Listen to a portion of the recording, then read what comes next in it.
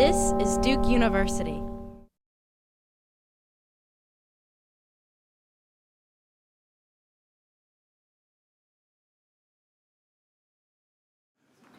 Okay, good morning. My name is Gary Gereffi. I teach in the sociology department here at Duke, and I'll be moderating this panel. I think we had a really excellent opening session, and I'm sure this panel will follow suit. We have a really distinguished set of panelists, but before I introduce them, I've been asked to kind of forewarn you about our lunch plans. So we are going to go to about 12:30, maybe a few minutes after, on this panel.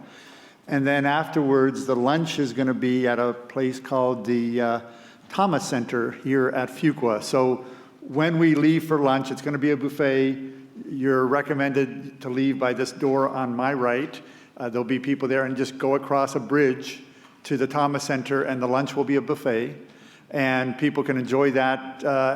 We would ask you to come back around 1:30, and we'll have dessert and coffee here for 15 minutes before the first afternoon panel will begin around 1:45. So at the end of this session, we'll head over to lunch, but it's just in the building across the walkway. So in terms of our panelists for this session, we've got three very distinguished individuals with quite varied backgrounds, which I think is going to help cover a lot of good topics. The theme of this session is called NAFTA's Contribution to North American Competitiveness. And we're going to go in the order of the people in the program. So the first presenter is Jorge Carrillo. Jorge has been a professor at El Colegio de la Frontera Norte in Tijuana for a number of years, but he's also been one of the most productive researchers in terms of documenting the evolution of the Mexican economy, especially from the perspective of different clusters in Mexico, different industries. Jorge's an expert, done a lot of work on the automotive industry, on the television industry, on electronics. And in doing that kind of research, it really starts to ground a lot of the changes that I think have been occurring in the last 20 years.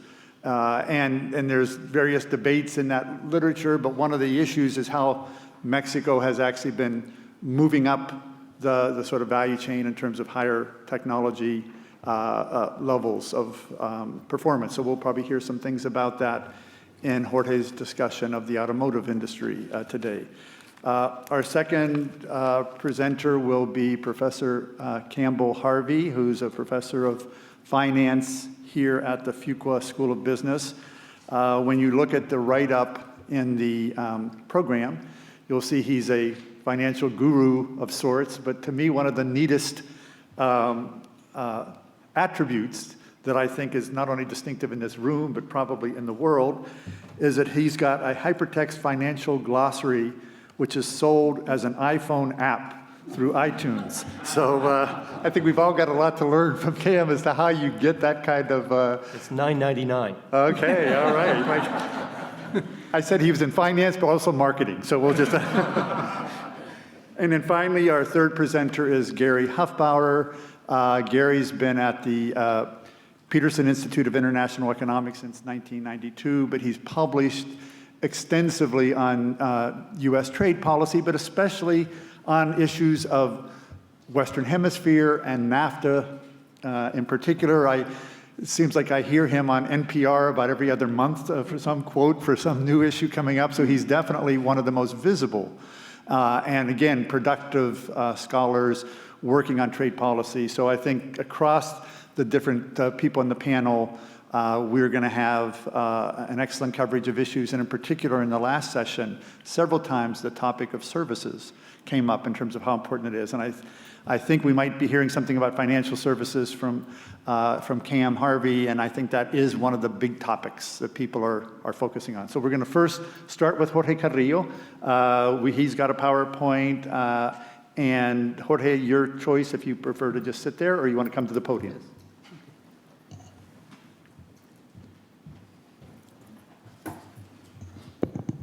Thank you. Well, good morning. It's a pleasure to be here. And thank you, Gary, for the invitation and the Duke University. I am going to talk about the case of the auto industry, especially the manufacturer, the assemblers. As Gary mentioned, I have been working in the export platform in Mexico in many sectors in order to understand upgrading and competitiveness. And fortunately, I can say that after, many years of NAFTA, is not only the process of integration of the industry, but in any case, we have tasted that the upgrading process has been taking place in Mexico in many segments and in many dimensions, and as well as competitiveness. So I'm going to very brief to show a very specific information on the restructuring of the industry. And first of all, just a brief comprehension of the sector. In Mexico, well, has since the 1925 that Ford started the first plant in Mexico City, very close to Mexico City. And but since this new era of openness of the trade, we have seen at least 5 big changes in terms of restructuring. At the beginning was just mainly automation. Secondly, was they call the lean production. What is the high performance work systems taking place in many companies, not just assemblers, but as well as the suppliers. This is a huge process that has been taking place, and nowadays all the best practices, all certifications are taking place in these companies. And production process has been also a very important issue, not in terms of logistics, in terms of inventories, in terms of time. And we have doing a lot of work on that. And industrial relations. Last some of the people in the first session, they talk about the issue of the labor, and this has been a tremendous impact in terms of what was before NAFTA and what is now in terms of industrial relation. Generally speaking, is a reduction of not just the number of the unions is not the case. I mean, the unions has been growing, but in terms of their capacity to take decisions. And finally, well, the new corridors and the new places where the companies are located. There are many maps that has been showing by not just by business associations, but by academics, by government, etc. First of all, it's a trend. It's a global, a NAFTA trend that shows that the moving from the brownfield sites, from the northeast of the United States, from Canada to Mexico for many reasons, and then called the banana corridor because it goes from different of the central Mexico to the southeast. So it's happening during decades, but still the same process. Nowadays are all over the companies taking place. As you know, almost not on a daily basis, but on a weekly basis, it shows new companies are going to Mexico in order to establish a new facility. New facilities in the brownfield sites, in the very new sites, or in an intermediate size, in terms of, for instance, the north part of Mexico has been taking place since the 80s and 90s, but anyway, it's more or less all over. So, but besides this restructuring, this relocation from Canada and from the United States to Mexico, this is a trend, no doubt, but still U.S. quite important platform for producing cars, as the graphic shows and as some of the forecast shows. Of course, the forecast always is changing, depends on the market. But anyway, there is no, at least I haven't seen any information that shows that in whatever future all production is going to the Mexico and other places like that. So in that sense, cluster matters, and economy and innovation ecosystem matters a lot to understand this process. So I'm going to talk about the restructuring, and I use just the automotive news database and some company reports in order to explain, in order to understand the restructuring, because the first picture is moving south. Companies are moving south. Not all of them, but it's moving south. So why? Why is important this relocation? Well, as has been said, because people believe it's a zero-game sum. And it's not, but this is what the people believe. And for the one hand, and for the headquarters of the companies, of course, it's a competition issue, and they need to relocate in order to be competitive, and especially with the transplants with the transplants from Europe and from Asia, and as well, this is also important in order to make indirect competition between their own companies, because even though it's different firms, when you're talking about competition, it's not just intra-firm but inter-firm. And finally, because developing countries, are angered to bring more, to attracting more FDI and more capture of the value add in terms of assimilation of technology and capacity building, etc. So it's quite important for both sides.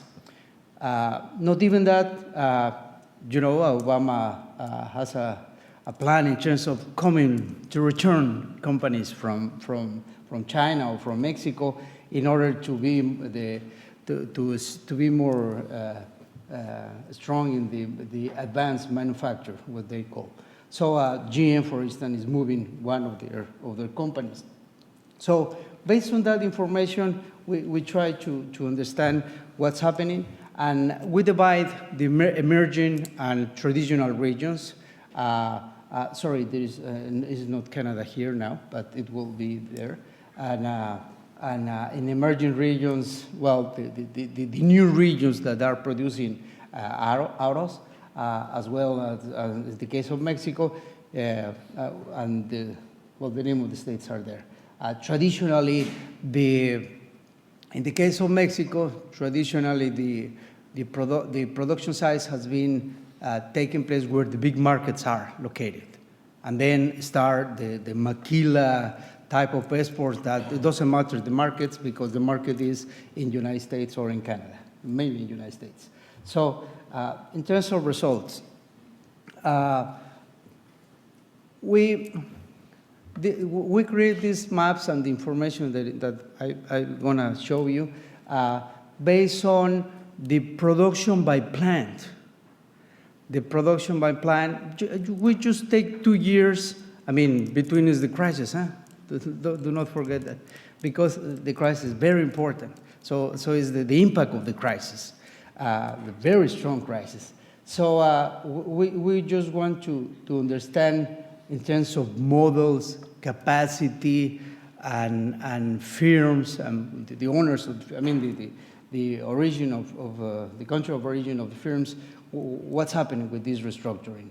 So a lot of movings.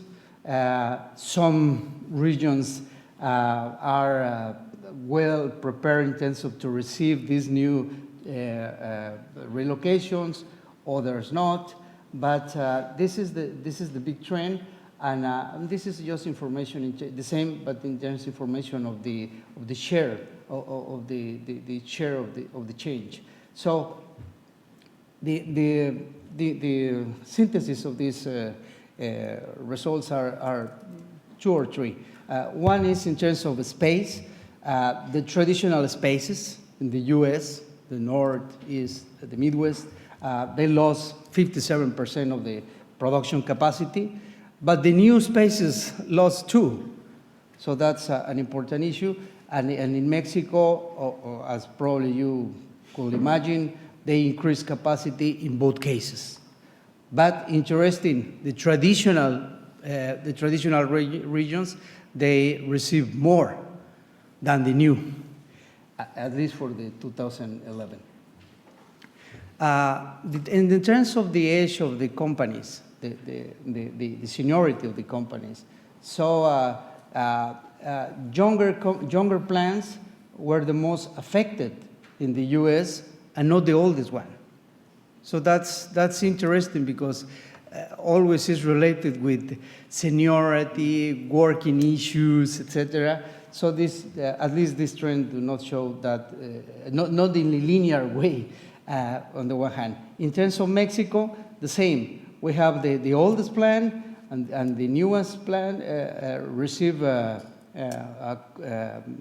relocations, new capacity of production, but as I mentioned before, the most favorite were the oldest plant, not the newest.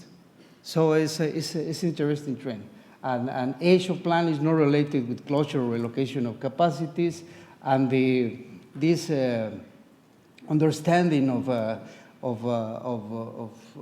unions and issues related with working conditions is not necessarily the same that is taking place in Mexico. So in terms of production, we want to understand also the scale of production. The scale of production, I mean, above 100,000, then you have a very good economy of scale for producing cars. Less than 100,000 is, I mean, you have a problem. So all plants are well prepared in order to be competitive in this global market, and especially in the NAFTA region. But as you see, USA are diminishing their production capacity, as well the utilization capacity, which is the last part of this slide in the last in the below table. While Mexico and Canada is also reducing capacity in case of Canada, but Mexico, of course, is, I mean, based on this information, is showing increasing. Interesting, Canada is the more well-prepared in terms of capacity. I mean, 300,000 cars per year in each plant in Canada means a lot. I mean, it's a huge capacity. So in terms of closures, we try to also to follow what plants were closed, what plants were open, what models were closed and what models were open, just to understand this type of restructuring. And is not a zero-sum game. 16 plants were closed in the States, but 6 open, while in Canada, 1 and Mexico, no one closed, and only 1 open during that period. And in terms of the segments of this of the industry for the cars, not for the heavy trucks, you see there is an important gaining for Mexico and subcompacts, cars especially, but not in terms of the SUVs. Some of the SUVs are, as I mentioned, is changing and maybe moving back to the States. So, conclusions. At subnational space, well, increasing a lot the capacity in the traditional regions, basically in Mexico. It's supposed in next year is going to be maybe 4 million cars producing in Mexico, which is it's a big number for Mexico. But still, well, as I mentioned, less than 20 or 25 than the North America production in terms of the market share. And the age, as I mentioned, is not related to restructuring. And in other words, seniority and labor standards that entails in the US, I mean, in order to understand this relocation, do not correspond to the Mexican case. Because the Mexican case is quite different and vary a lot in terms of the labor standards. And the Mexican traditional region was the most favorite in NAFTA, in the NAFTA mega region. Of course, this is changing. Guanajuato is now a big issue for the auto, but not also Guanajuato, but San Luis and other places. And assembly, in terms of the assembly plants, well, Mexico, as I mentioned, did not close any, but Canada is still on the above the average in terms of their capacity, which is quite important because some of the research shows that Canada is probably just losing and losing while Mexico is gaining. But this at least this information that I mentioned is not like this. It's not just black and white. So the production, in terms of the production average, well, it's 20,000 units per plant are decreasing in the US compared with 2007. But maybe the economies of scales are less important in corporate profitability because they still having this important capacity in the States. And as I mentioned, Mexico is increasing. In terms of product portfolio, car size and fuel consumption is clear in terms of change. This is quite important. SUVs are replacing by more smaller models in US as well in Mexico, but some categories are not taking place in Mexico, such as sports, and we're losing some SUVs models, while Canada is well prepared, not just in terms of economy of scale, but also in terms of the value add of what they are producing, in terms of the size of the cars. So restructuring imply several situations. Is not a linear issue. It's not just where, companies are relocate where the reduced costs are. It's more complex, the situation. It's a balance. No doubt it's a balance, and it's an integrated system for companies, especially for the big three. They do not think on Canada or Mexico as two countries, but an integrated region, totally. This has been since, I don't know, maybe more than 15 years ago, and nowadays is the same. The type of mobility of the engineer, management, a lot of skilled people is really amazing. What is going on in that terms, the social upgrading of the capabilities of people, but still a big issue is the difference in terms of salaries. Mexico has they need a lot of work in that sense, because, as you know, the gap is still maybe not like in the past, but still a huge gap between Canada and US.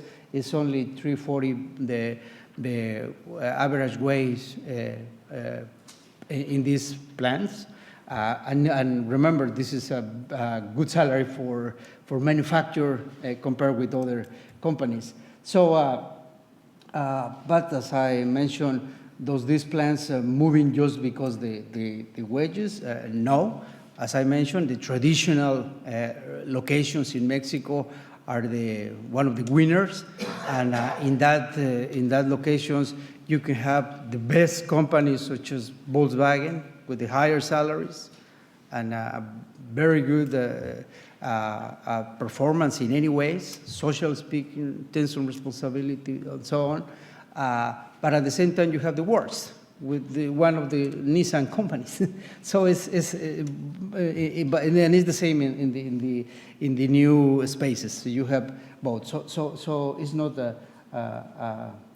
one linear issue. So thank you so much, and I have this link. This is a new book on autos and restructuring, and it's free. It's a PDF, so you can download. Thank you so much.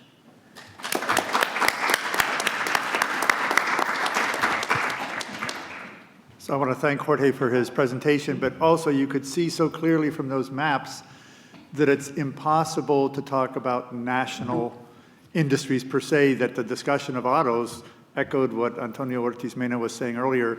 We need to think about North American industries and how they're connected, and the winners and losers are very much things that go between countries as well as these subnational spaces that Jorge emphasized. So I think that will provide lots of ground for thinking and questions. So we'll turn next to Professor Cam Harvey.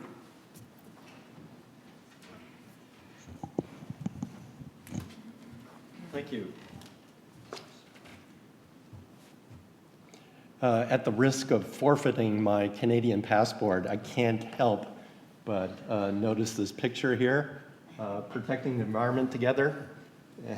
It could be a different picture in terms of the tar sands in Alberta. Okay, that said, let me kind of move on. I come to this from a different perspective. I do international finance research. I don't just specialize in Canada or Mexico, but many countries. I am Canadian, so it helps a little bit, given that I was also schooled in Canada for undergrad at least. I do have a perspective here. So basically, this is what I'd like to talk about. And indeed, what I will try to do is to bring in some of the insights from my research on this topic, this particular topic. So basically, this is my plan. And to kind of motivate what I do, I would argue that it's really difficult in looking at NAFTA to draw any conclusions as to the effect of NAFTA. It's basically just one experiment. Things could happen even without NAFTA. The counterfactual, you can't observe, right? So we've had the event, and we don't really observe what might have happened if there was no NAFTA. I'm mainly going to focus on Canada, and for Canada, we already had a free trade agreement with the US 5 years earlier. So it's like the 25th anniversary of that agreement. Didn't have the same nice acronym of NAFTA. I think it was called CUSTA. So not very good. But indeed, we had that. And one thing that's kind of remarkable to me is that this is such a bipartisan sort of idea. So in particular, if you look at the history of the last 25 years at least, you get an agreement negotiated, the Canada-US Free Trade Agreement, negotiated with a conservative prime minister in Canada, Brian Mulroney, and a conservative president, Ronald Reagan. And then you move to the North American Free Trade Agreement, and you've got a liberal prime minister in Canada, Jean Chrétien, and you've got a liberal president. So this really crosses over the partisan lines. The people generally agree that free trade is a good idea. Now, I mentioned a little bit of Canada's history, and I think that this is an important lesson, in particular for the sort of research that I do. And indeed, it was mentioned earlier that the original 25-year-old free trade agreement was so contentious in Canada that effectively an election was called on the issue. Well, the thing that you should realize is that that's only one of the many elections in Canada that were fought precisely on the issue of free trade. Indeed, or against free trade. And Canada has got a long history of actually doing things that are very negative to free trade. So the important election, actually a long time ago, 1878, fought by the George Washington of Canada, John A. Macdonald, okay, was on the issue of national policy. Okay, he won that election. National policy basically meant protect Canada. So impose tariffs on manufacturing, actually reduce tariffs on natural resources to actually help even more manufacturing. That there was a goal that went beyond the sort of neoclassical argument about free trade. So the neoclassical argument is that, well, everybody's better off with free trade. But the key is, what does better off actually mean? Okay, so what I've done in my research is not look at particular episodes, but to put them all together. So I look at 95 countries, and I look at different types of liberalizations, including trade liberalizations. And then I try to draw inference from basically that sample of liberalizations. So let me tell you what I find, and it's maybe not that surprising to you. To my fellow academics, it was rather surprising. And it was quite a contentious paper. So basically, in the backdrop, we've got a trend in liberalization. So liberalization would be when you go from 0 to 1. And I developed various different measures, and one of them is just the size of the trade sector within a country. And trade has been growing. So we're becoming more and more globalized, tariffs have been reduced, and various other liberalizations have actually occurred. When you actually look at liberalizations, and I look again at real economic liberalizations as well as financial liberalizations, it's incredibly complex to deal with. There's so much going on. In the parlance of economics, there's a severe endogeneity problem. So you might see a relationship between X and Y, but it's really being caused by Z. Okay, so that problem you have to deal with, and it's difficult to do. But we do see a general trend, as I said, towards convergence. And basically, this is the bottom line of a paper I published in the Journal of Development Economics. And what I did is I constructed an indicator, looked at 95 different countries, and tried to measure the effect of these liberalizations, like NAFTA. And it turns out that the average effect is surprisingly large. So it adds 1% to real GDP growth over a period of 5 years. Okay, now, 1% doesn't seem like that much, but it is huge. And that's just an average effect. So a country that might be better prepared to open their markets could have a dramatically larger effect in terms of economic growth. So this 1% you need to think about, as I said, in the larger context. For some countries, it means taking millions of people out of poverty. Okay, so this is not just a number, it's about the quality of life. Okay, so basically what my paper suggests is that there's growth associated with these liberalizations, like NAFTA. Okay, so that's a positive thing. Now, the other argument might be that, well, there's a cost. Okay, so in finance, we always talk about expected return and risk. So I can get a higher expected return on my portfolio of stocks by borrowing a huge amount of money and taking leverage. But that increases my risk.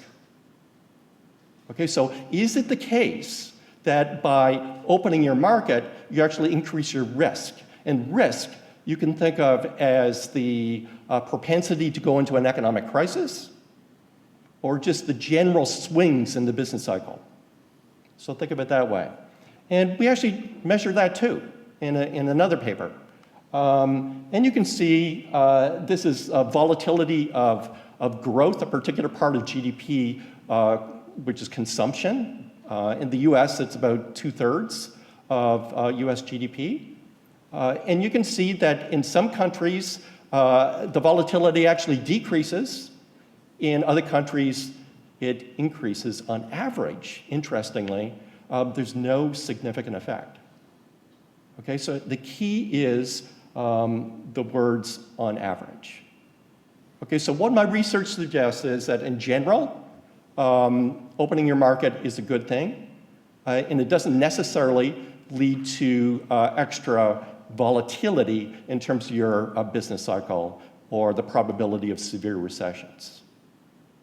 Okay, so that said, let me just step back from that and talk in general about the implications. The key words are on average, and each situation is different.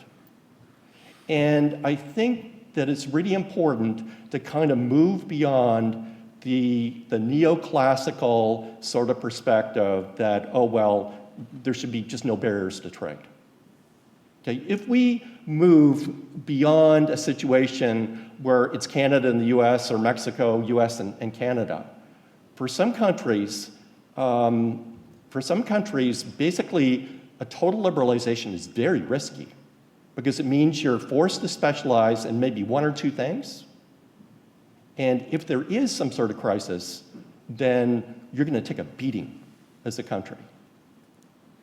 Okay, so what was the goal of the national policy which was implemented in 1879? Well, the goal of the national policy was to basically allow Canada's manufacturing sector to grow rather than be dominated by the US. There were also many other objectives in terms of spreading the country across West. And these objectives were basically trumping the kind of known facts of neoclassical economics, even at the time, that this would cost in terms of competitiveness and in terms of real economic growth. So it's a political trade-off, and this is what I would like to emphasize. I'm a Chicago-educated a PhD, right? So I need to be careful here. Actually, I don't think that anybody, my advisors definitely wouldn't disagree with me, that it is true that you get a higher expected return when you decrease the barriers. Okay, but it's a political choice. And what do you want as a country? Okay, we deal with this all the time in terms of social programs. Certain countries will sacrifice economic growth so that they can have a quality of life that they think is better for their people. But that is a political choice, and it's a valid choice to actually do that. So you're going to go for maximum growth, or maybe are you going to go for balanced growth and other factors that are important?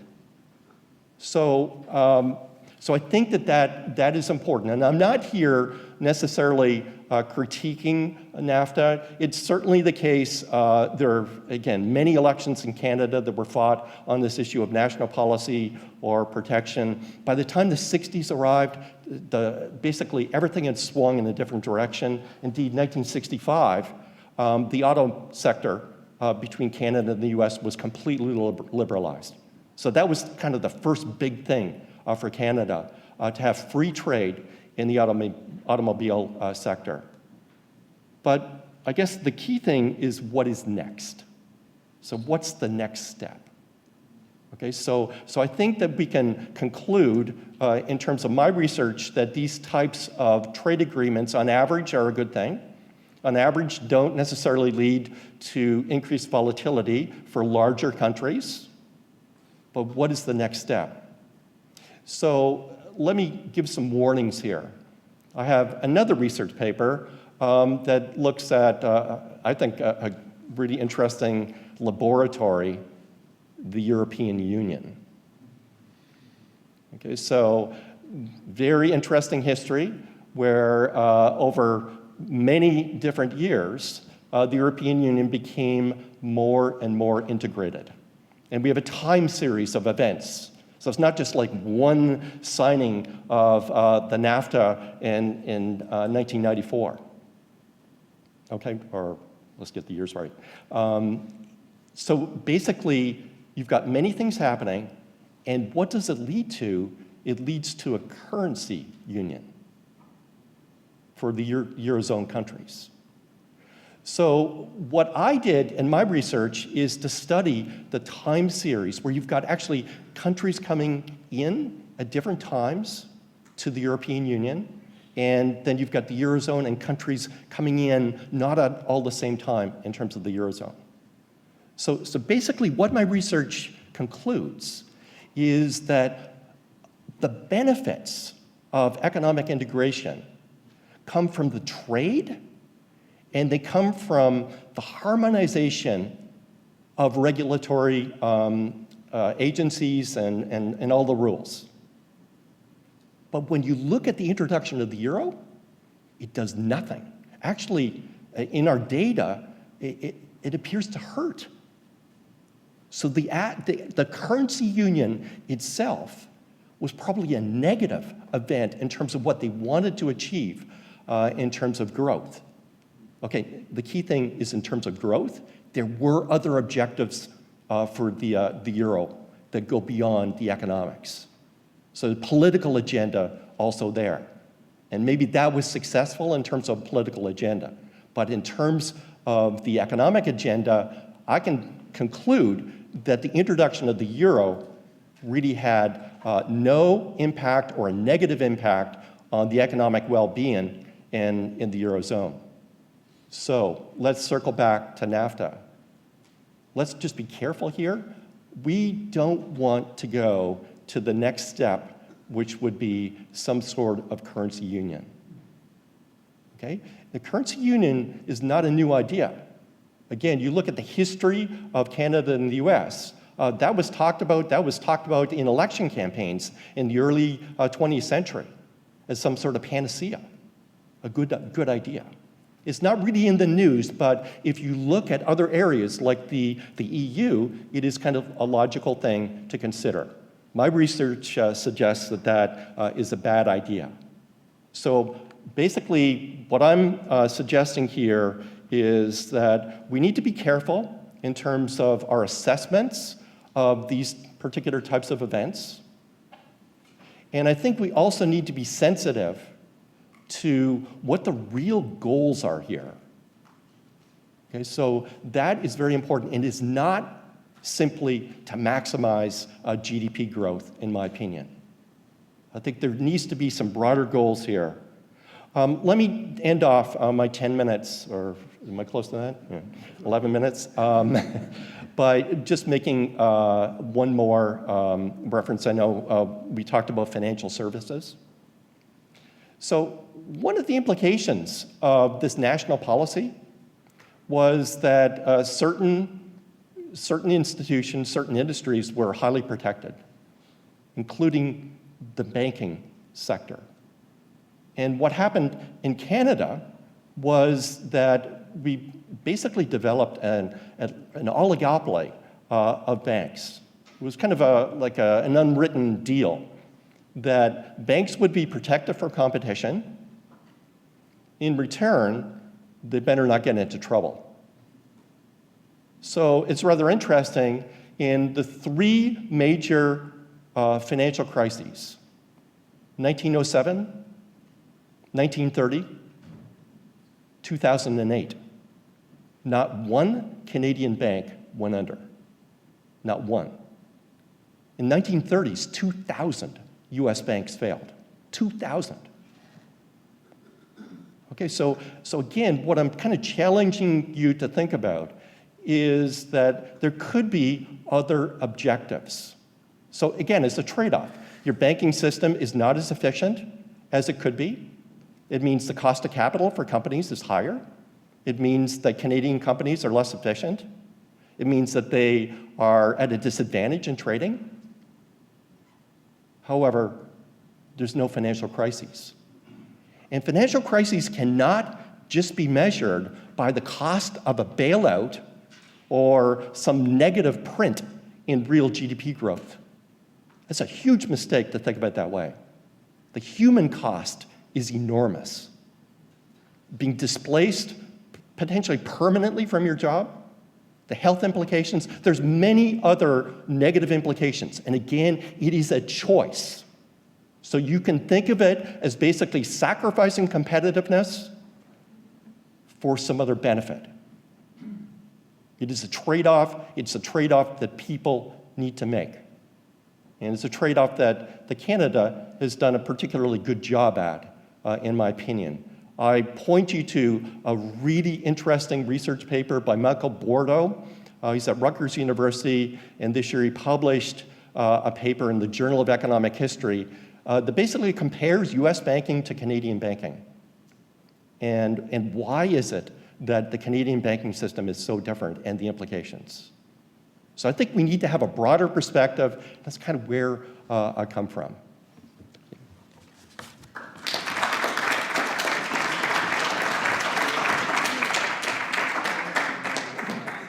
Excellent presentation. Thank you very much. And now we'll go to our third presenter, Gary Hufbauer. Yeah. Thumbs up. Okay. If they did their magic. All right, we'll see. I don't know, we'll see.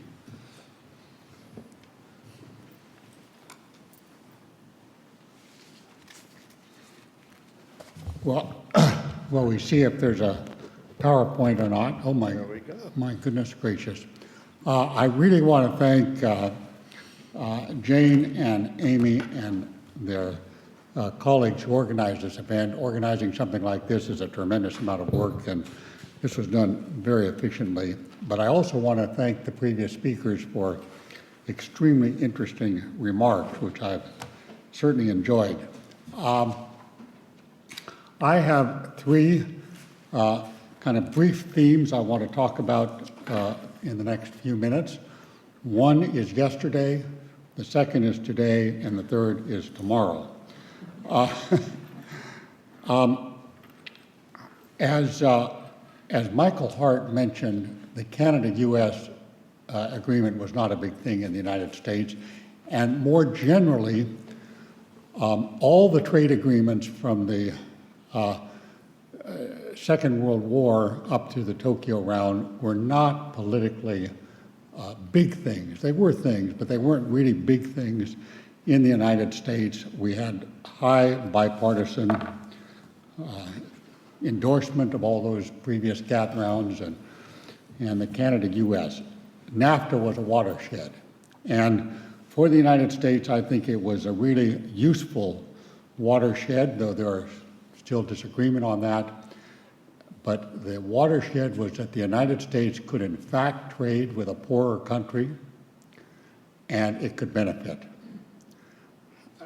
I mean, that sounds pretty simple, but it was a very hard thing for Americans to learn, and many have still not learned it. But if you look at the world, most of the world are poorer people than the United States. And that was a very good lesson for us, and I think it was spinach that we needed to eat. Now, if NAFTA was a person, you know, it could sue for libel and slander, because as Roberta Jacobson said, I mean, there are all kinds of false stories in the United States. There are fewer now. It's, again, to quote Michael, I mean, you know, it can't be unwound at this stage, but we devoted a whole piece. It's on our website, NAFTA 20. The corn story is just one of the many small stories. There are false stories on wages, on employment, on trade deficits that have been widely circulated against NAFTA, and we tried to deal with each of them in that policy brief, which is on the Institute's website. But just to go to the bottom line, our calculations, which I think are modest, indicate that the GDP gains, and Campbell maybe isn't a big GDP enthusiast. I'm more of an enthusiast than he is because I think of average people. For Mexico, we calculate it's about $170 billion. That's on about an economy a little over $1 trillion. That's a pretty big gain, and that was a lot of people brought into the middle class in Mexico. For the United States, it's about $130 billion, and on a $16 trillion economy, you know, that's not noticeable, but it's not nothing either. And for Canada, it's about $50 billion, which again, is not big. That's NAFTA. No, I'm not talking about Canada-US, I'm talking about NAFTA. Was $50 billion for Canada, and Canada's about a $2 trillion economy, so it's something.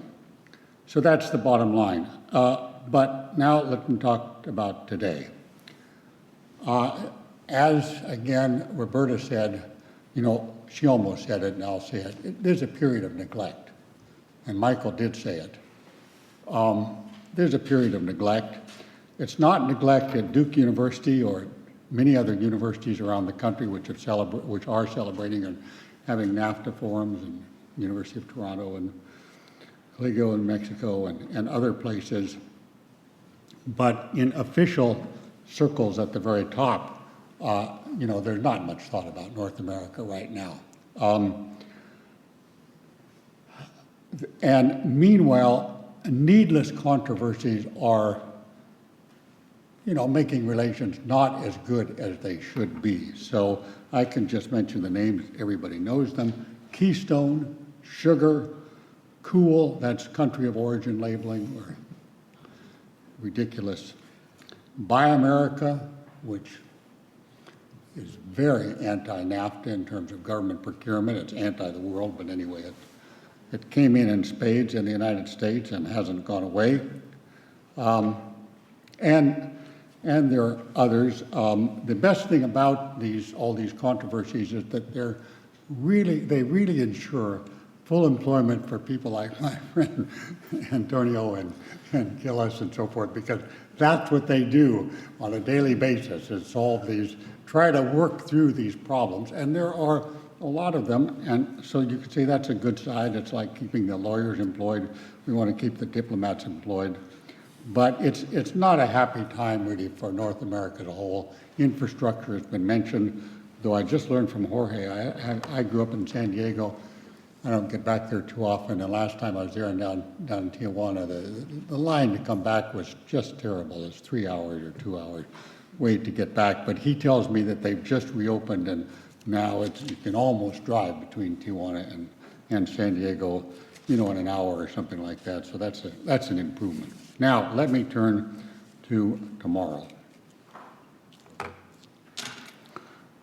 We need a lot of things which are well known, I think, and have been ably covered by other speakers, but just let me tick off a few of them, probably repeating.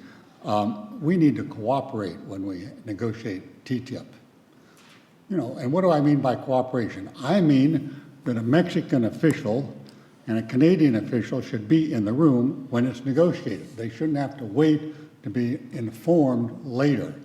And I would say that Canada should have done this when it negotiated the agreement with Europe. But in any event, we should have that kind of cooperation. We should probably insist on having both Canadian and Mexican officials by our side, you know, seated in the same place when we go to these G20 meetings. And there are many other external events where we could, you know, speak not with one voice, but at least close consultation, close information, and, you know, sit on the same side of the table.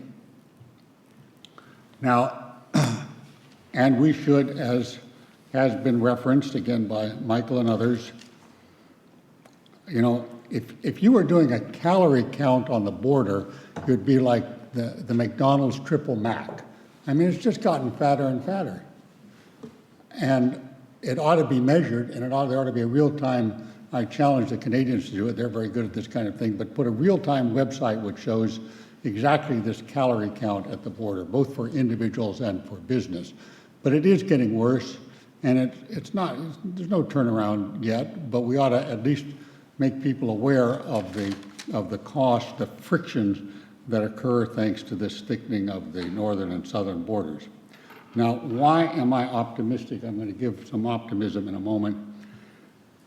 Well, maybe I can go right now to the slide. Let's see if I can make this thing work. I won't go through this slide, but I will go through the next one, the world in 2050. There are 4 regions in my map that count, and there they are. And the ones that's going to wake us up and make us think about North America is the first one, China. We don't have competition from Russia and the EU. Everybody knows the story. I won't make it more painful than it is for our European friends. But China is a dynamo. I spent a lot of time in China. Now, for those of us who are older in the room, we grew up in the Cold War. And the Cold War turned the United States, which already was, into a true military superpower. It really forced us to a military machine that the world has never seen. China, I think, will do the same on the economic side, make us much more, when I say us, I mean North America, a much better economic competitor than we are today. So just to look at those numbers, you can see GDP is about the same between China and North America. China obviously will have a lot more people, but it's not growing very much in population. Per capita income much higher in North America, and median age is the lowest amongst the big 4 regions. So we have a lot going for us if we can meet the challenges. And now I go quickly. I've already talked about that. I'm going to talk just in a few minutes about what I see as the big policy challenges for U.S., Canada, and Mexico separately, though we have these integrating challenges, which we've totally neglected for the last several years, but hopefully we will go forward, but we all have our individual challenges. And for the U.S., I think the income inequality one is quite corrosive. I'm not worried about the top 1%, I'm worried about the bottom 40%. Let the top 1% become even richer. Let Larry Ellison and Bill Gates and all the rest, Eric Schmidt, just multiply their billions. But the bottom 40% are quite troublesome because they are falling behind in every dimension. And I have prescriptions for that. I won't deal with that, but I really think that's where the concentration should be, the bottom 40% of the U.S. in terms of income.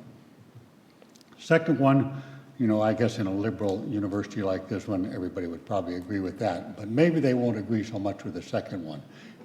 This is a great strength of the United States, the military complex. I do not want us to become second to China or anybody else in terms of military, and I do not want to see defense spending run down. I think if that happens, the world is basically less stable than it is now, and that would not be a happy situation.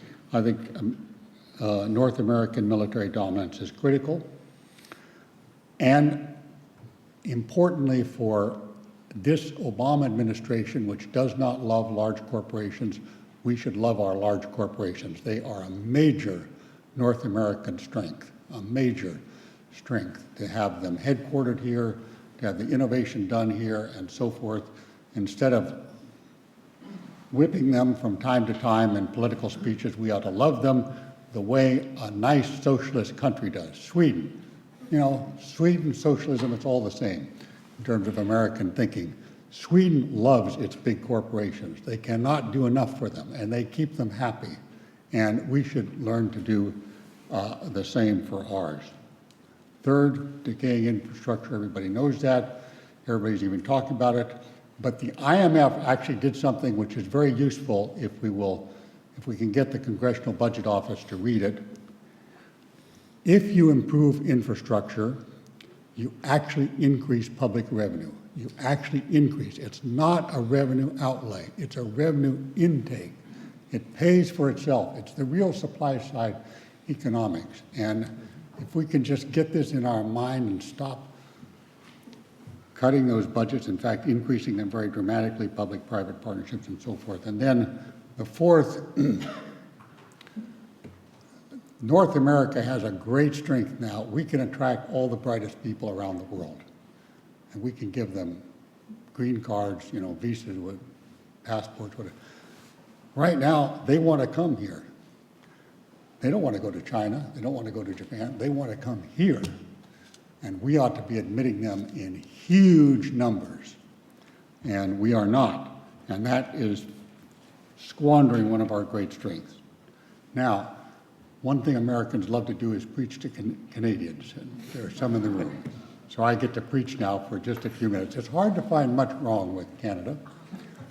And I'm not urging that Canada adopt the US dollar. Notice that, there's no US dollar there. But they should do at least a couple of things. The Arctic is really important. It's 100,000 square kilometers, I believe, and it adds substantially to Canadian territory, but it also has tremendous resources and it has a tremendous environmental protection need in the decades ahead, and that's Canada. And Canada's defense forces and its ability to protect this is way short of what it should be. So I really urge that on Canada as a national priority, just like MacDonald did for the railways back, more than 100 years ago. Second is right out of Michael Hart. Michael Hart has taught me this, taught me a lot. What Canada needs to do is basically adopt US standards. If it wants to integrate, if it wants to stay at the top, its default should be to adopt US standards unless we go wacko, which we might do, but basically adopt US standards. And thirdly, that one is controversial because you have all the bureaucrats in Canada, but I've got an answer for the bureaucrats. You pension them off, give them good pensions, and you take a handful of them and you integrate them into the US regulatory system. So I think that would be a kind of a political answer for those folk. But the third, I think at this juncture is quite important for Canada. It really ought to go for unilateral free trade. So Gillis, take that, send that up to you've got it. Unilateral free trade. I mean, it has free trade with most of its partners. Now that it's got Europe, just generalize it. Forget about, just generalize it, just unilateral free trade. I know that some people will not be negotiating anymore, they'll be unhappy about that, but you can give them, again, free trips to wherever they might have gone. Free vacation instead of a negotiation. And that would, that would turn Canada into a much larger version of Hong Kong or Singapore in terms of being a really attractive place. The other thing it should do is get rid of the federal corporate tax. It's down to 15%, just get rid of it. That's one of my campaigns in life. But Canada is a leader in getting rid of corporate taxation at the federal level. Let the provinces charge what they want. If Canada would do it, we would follow, and that would be a good thing. Now, finally, Mexico, Antonio. I know this will be a shock, but first thing, if we're going to have a North America as a real region, Mexico needs to join the security alliance. That does not mean Mexico needs to send troops to, Iraq. But we have to have a common perimeter. We have to have a security alliance, same as we have with Canada. I know that's a big reversal of Mexican history. I know the history that Anthony spoke about, but this is, I think, essential. And in fact, it's already beginning because of the drug wars, but we need to make it more. Secondly, speak more English. I think this is a critical thing. I would go so far as to say, first of all, I want free immigration from Mexico, so I'm way out on the left wing on that or something. But what I would say is that any Mexican person who speaks English, of course, doesn't have a police record or something, that person ought to be admitted to the U.S. Just let him come. No problem with integrating people who speak English. And also, within Mexico, their jobs will be better. And then finally, which is what is happening right now, is reforming Pemex and the other monopolies. So I've dispensed all my wisdom. Thank you very much.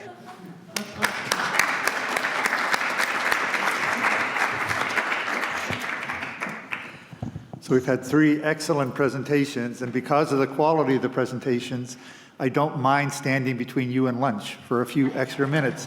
So what I will recommend is that I will take a series of questions and comments from the audience as a group, and then we'll just let the individual panelists respond to whichever parts of that they want, so we can maximize the ability of you to say what you want in terms of the presentations.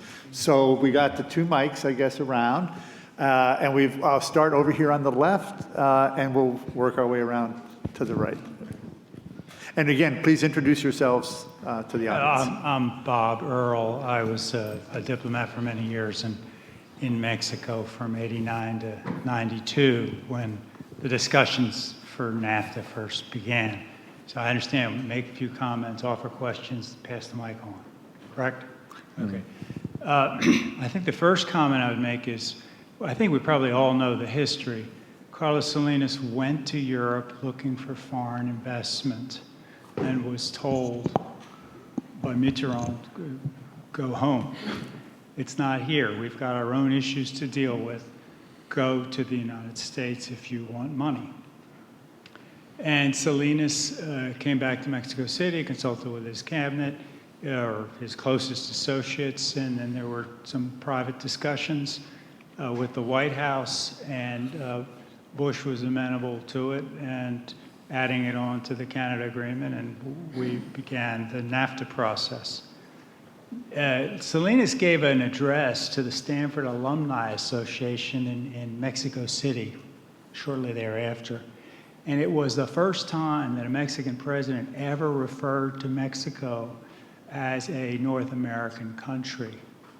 It had never been done before, and it was done intentionally, obviously. But the point I want to make is, as I understand it, that Mexico entered into NAFTA for economic reasons. It did not enter into it for political reasons. In the case of Europe, ultimately the euro is a political statement. And we've heard some really interesting information about that. I don't think we have to worry that Mexico will ever engage in a currency union with Canada and the United States, because I don't think Mexico's politically onto this. I think they still see it as an economic issue. Now, we all know that this all begins with in a field called political economy. Most of what we're talking about today is economics, but I want to make that particular point. The second question, one day, some months after these events I've described occurred, something happened, I'm not going to go into it, but something happened that could have derailed the NAFTA talks. And the ambassador went around with his senior team to ask what do we do if this thing goes south on us? Where will we be? Because it's now it's public. I mean, all our elites are talking about it. Everybody involved, other than myself, were really long-faced and unhappy, and this would just be terrible. And I didn't think so. And I said, I think we just keep on going, because our trade with Mexico at that time, without NAFTA in place, was booming. We were going up by tens of billions of dollars year after year. We didn't need NAFTA. If we didn't have it, we could move right ahead. I thought that's where the counterfactual issue might come up. What would have happened had Mexico, Canada, and the United States not negotiated NAFTA? Would we have gone ahead anyway and prospered? Thank you. Okay. I think we have a question on this. Let's see, was there a question over here on the right? See, who else has questions, comments? Let's see, we'll go to Bob Healy in the back, then we'll go to Gil Merckx in the front here. These discussions always emphasize manufacturing, which is a declining sector in most of the world. And I am curious about the service sector, broadly defined. And I'm almost not sure how to get a hold of it. You go to Mexico, you find Walmart and Lowe's, but as far as I know, you don't go to Los Angeles and find sandboards. You don't find Comercial Mexicana selling groceries to Mexican immigrants. You've got TD Ameritrade big in the US. Are they big in Mexico? What about construction companies? There's a whole bunch of sectors that I'd like to see more research done on, more discussion, and maybe even successful case study, Univision. But there's a lot of examples, and I think does NAFTA have any impacts, and is there anything that is holding back the expansion or the trilateralization of service sectors? Thanks, Bob. Gil Merckx up in front here. Yeah. on the comparison between the NAFTA and the EU, I'd like the opinions of the panel about, it seems to me that on an issue which is, the EU has done two things really wrong. One is they have the euro, which locks them in prevents them from dealing with the default issue. The second thing is they have the Brussels bureaucracy, which is increasingly unpopular and increasingly costly. NAFTA has no bureaucracy to speak of, and we don't have a common currency. And I'm wondering if you think that has really benefited us in contrast to the Europeans, or whether I'm misunderstanding this. Thanks, Gil. Any other questions, comments? Over here, yes, please, on the right. Thank you. I wanted to say, Mr. Hufbauer, thank you so much, very insightful. I learned a lot, but I agree 100% that we have to learn more English. It's true, I'm from Peru originally, but I would like to see more, like in public schools, K-12 and colleges, that here we Americans learn also Spanish, because we really are global citizens. So I would love to go to your next presentation, and perhaps we can put the two languages, so be bilinguals, globals. Thank you. Great. Okay, I think we have in the back row, please. Yeah, I just have a question about name? a remark which was made about European Union currency integration. You are noting your research that it's a negative factor, not a positive factor. Do you see impact of this research in practical sense in European Union slowing down in integrating further countries into euro, like for example, new country like Croatia? So what's the impact of this theoretical research on practical incorporation or integration in euro? Maybe we have time for one more comment or question, and then we'll turn it back to the panel. Anybody else? Yes, please. I want to thank the panelists for 3 excellent presentations and taking our conference another step further. I want to comment on a couple of things that Gary said. The challenges that he put out for the 3 governments are very challenging and politically very tough, and I want to give you one example. In 1992, John Weeks, who was the chief negotiator for Canada on the NAFTA, at the end of December, faced a very difficult meeting. It was his first meeting with Mr. Chrétien, who had campaigned in the just finished election against the NAFTA. And the NAFTA had not yet passed either Congress or Parliament. And so he had to go there in the hope that Mr. Chrétien would accept what he had done so far. And I can tell you, was very nervous that 3 years of effort would go down the drain. So he went there, and Mr. Chrétien never even raised the question. He just wanted a fig leaf. So it's the same way that Mr. Clinton wanted a fig leaf. His fig leaf was the Environmental and Labor Agreement. Ours was we leaned a little bit more on subsidies and contingency protection, so we exchanged some letters on that. And what that meant is we had crossed a continental divide.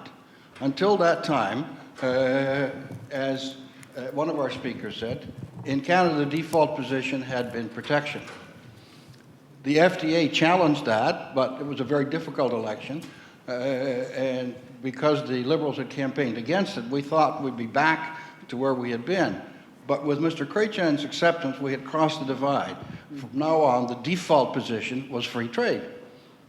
And so I tested that with our first Liberal trade minister after that election, Roy McLaren, who publicly always called himself a free trader. So I said, Minister, if you really are a free trader, Now that we have finished this historic negotiation with the United States, which at that time covered more than 80% of our trade, I said, why don't you go the next step and challenge our WTO partners and say, Canada will, in 5 years, transition to unilateral free trade and open investment.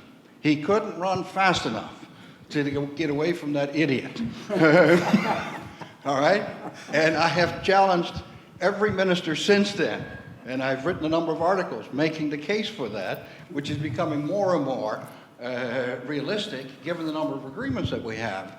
And I appealed to the last finance minister who was trying to reduce the size of the public service, and I said, look at this opportunity.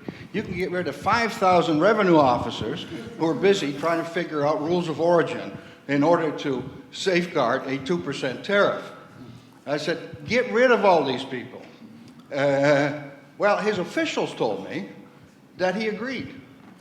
And the real stumbling block now is not the Department of Agriculture, not the Department of Industry, but the Department of Trade, for the very reason that Gary mentioned. Negotiating these tin-pot trade agreements is now their raison d'etre. And so they're the ones now arguing against doing this because it'll give them something to do. That's a very sad comment. Okay, so we had three excellent presentations and a really good set of comments. So I'm going to turn quickly to each of the panelists in the order that they spoke to just pick a few comments for final remarks. Jorge. Thank you. Just two brief comments. One is related with the NAFTA and if it's an economic or political issue. Of course, it's mostly economic, but I think in this conference so far, nobody has spoke about asymmetry. So asymmetry is a big issue in order to understand integration, economic and all kinds of asymmetry. And but as many of you pointed out, there is a challenge. Local challenges for each of the governments, but it's not only trade.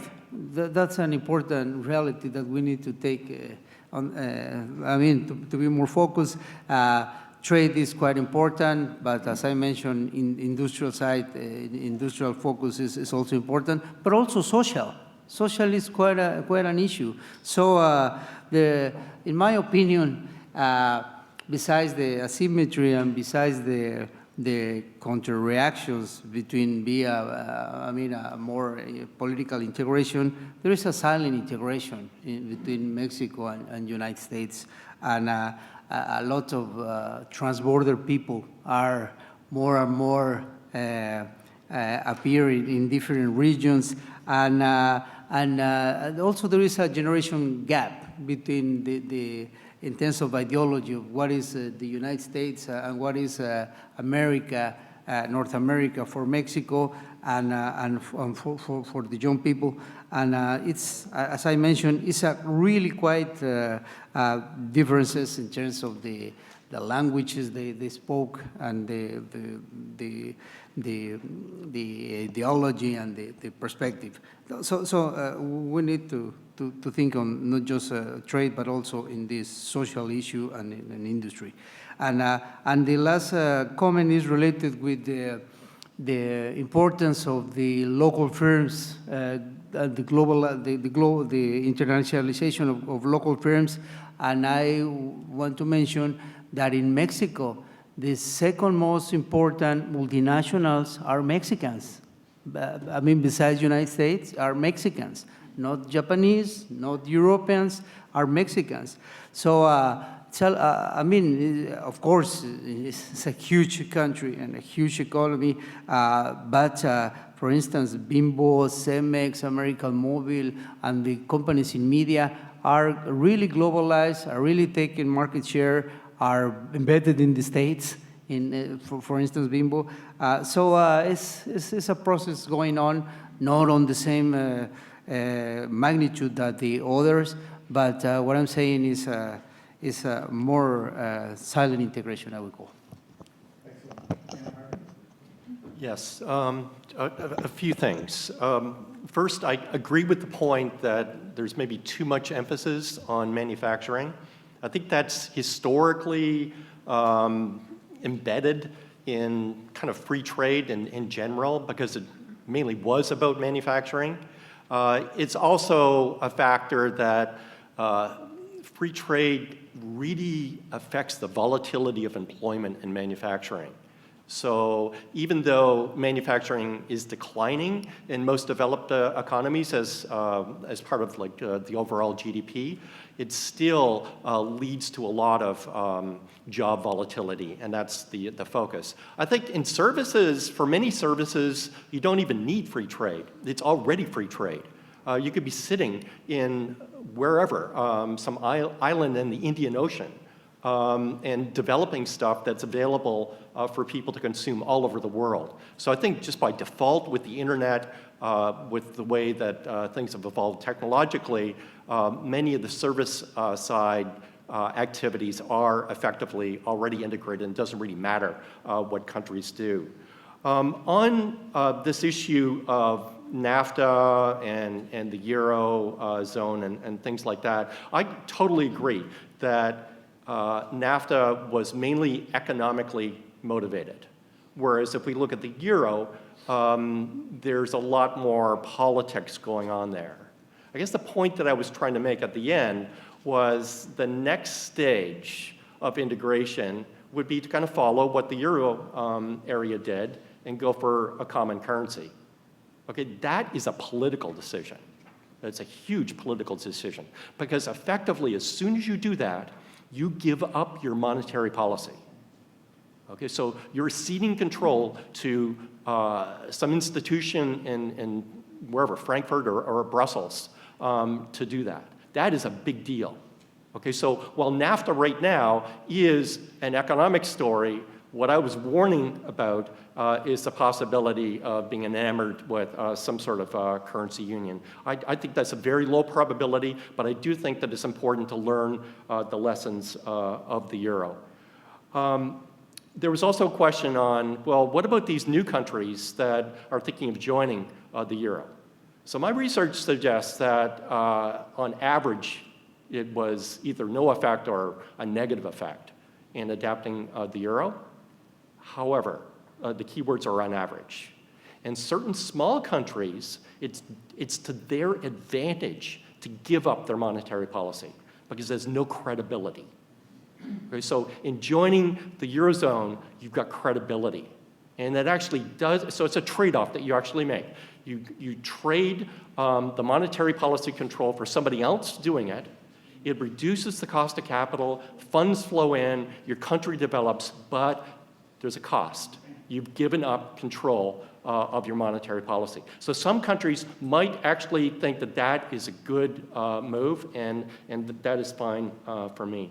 The last thing regarding English being a prerequisite, it's actually interesting in Canada, if you don't know, to immigrate to Quebec is a lot easier than to non-Quebec Canada. So the requirements are considerably less, but you need to pass a test, a French test, to actually get in. So I would like to end off by saying that I really hope that Americans learn French too.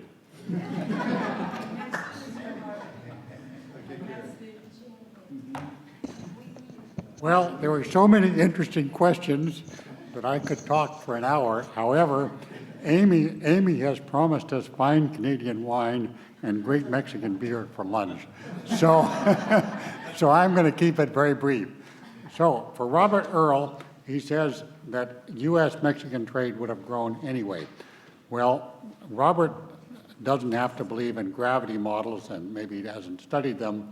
I have, and I believe in them. And the gravity model result is that for Mexico, trade with the United States, or with North America, I should say, but mainly the U.S., has approximately tripled because of NAFTA. For the U.S., trade with Mexico has at least doubled with Mexico and Canada, and it's grown by 40% for Canada. In other words, the trade effect is extremely strong when you use a gravity model, which takes a bit of explaining, and I won't try to explain it. But it wouldn't have happened anyway, is my counter response. Now, for Robert Healy, he referenced the service side of the economy. Campbell here said, oh, services are all free. Rob Healy, you are right. Services are not free. It's true. You can download a film or something, but construction services, as you said. Now, what do construction services amount to? They amount to taking a small team of, say, 50 people for a $2 billion project and moving them to a country or to a place. And we had it out in Albuquerque, where I used to live, great Texas group, small group, and then they hire local people and they build this $2 billion interchange. Well, we can't take in people from China for that. I don't even know if we can take in a Mexican construction firm for that. And that's just one example. And you go right down the financial services, Fidelity, Vanguard, how easily can they sell in Canada? I would say not very. Insurance, you can go right down the list. Services are highly, highly restricted. And that means a lot less competition, and that means higher costs. So this is a big thing. And then just to take one other point on what Robert Healy said about NAFTA. Yeah, the U.S. is it's a very demanding negotiator. And what did it do in NAFTA on services? It said to Mexico and Canada, you liberalized, and they liberalized to some extent. And what did the U.S. do? We didn't liberalize anything in NAFTA. We liberalized nothing. We had a negative list which accepted everything which we hadn't liberalized, and that's a lot in this country. Jones Act, I could go down the list. That's been the U.S. attempt, that's been the U.S. model in free trade agreements. You liberalize, we'll stick with our restrictions. Now, turning to Gil Marx's, but we need to change that. Turning to Gil Marx on the bureaucracy. Well, he's right. Brussels has too much bureaucracy, quite a reaction. But I would say what somebody said earlier about the NAFTA bureaucracy, it really is much too small. And the comment about the labor agreement being in the water closet, that isn't far off the mark. And having a bit more bureaucracy would be good in a couple of respects. It would create interest groups in the capitals in favor of North America. So it doesn't need to be large, but it ought to be pretty high profile and well paid, not buried in the Commerce Department, which I think is where the NAFTA Secretariat for the U.S. is in fact buried. Secondly, there ought to be pretty well paid interchange of bureaucrats at the regulatory level. A senior bureaucrat close to the end of his career ought to be posted, say, to Mexico or vice versa, to Canada, to the U.S. for a couple of years to kind of smooth the way towards all this kind of regulatory cooperation which we're seeking. And I think that would be a very useful bureaucracy, and the cost would be well under $100 million, which is kind of nothing. So that would be my comment on the bureaucracy. There was a penetrating question, this will be my last before the drinks, about Americans should learn more Spanish. Well, I admit I'm deficient. However, my daughter is Spanish speaking, so things improve. She's a doctor in the Bay Area, and a lot of her practice is with Spanish speaking people in the Bay Area, a lot of them, on medical issues and so on. And my son is absolutely fluent in French, so at least I have a little bit of gesture towards this recommendation. However, to be more serious about it, the reason I'm recommending English for the Mexican population is, education is expensive, it takes time, it's costly, but I think English would add a lot to the economic prospects of many young Mexicans coming forward. Now, I'm not thinking of people at the scientific level or the engineering. Sure, they've learned English anyway. I'm thinking of people who might come to the United States and be, quite excellent plumbers and carpenters and so forth, and would do much better in their lives if they spoke English. Just on that last point, let me mention, I talked to a GE recruiter in Mexico who was saying that surprisingly, and this was a few years ago, of all engineering graduates in Mexico with bachelor or advanced degrees, only 1/4 are fluent in English. And his point was, if you could increase that among certain professional groups, that would certainly multiply their opportunities to get jobs in international companies. So anyways, English is an important topic. I hope you'll join me in thanking the panel for such a great set of remarks.